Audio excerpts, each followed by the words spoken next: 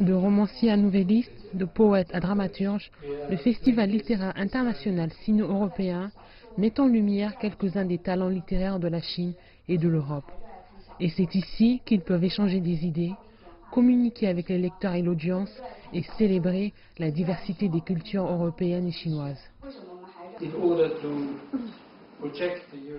Dans l'objectif de protéger une identité européenne et aussi une Union européenne qui est composée de plus que des affaires économiques et politiques, nous devons nous engager encore plus dans la culture des États membres.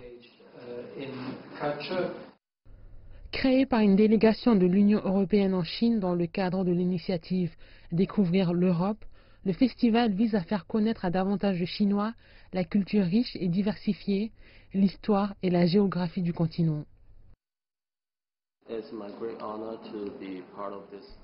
C'est un honneur pour moi de faire partie de ce festival et j'aimerais discuter et communiquer avec les auteurs de l'Europe afin de comprendre le contexte de l'écriture, quels sont les problèmes qui leur tiennent à cœur ou les questions qu'ils essaient de décrire.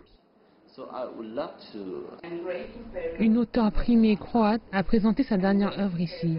Elle a indiqué qu'elle célèbre le patrimoine culturel et l'histoire de son pays à travers des récits mythologiques et des contes de fées.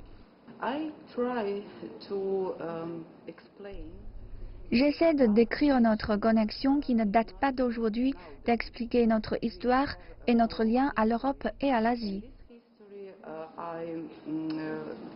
De tels échanges littéraires ne s'arrêtent pas là. Au cours des 18 prochains mois, un deuxième et un troisième festival littéraire international sino-européen seront organisés. La Chine accueillera davantage d'auteurs venant de tous les États membres de l'Union européenne et permettra également aux auteurs de communiquer avec l'audience dans l'ensemble du pays.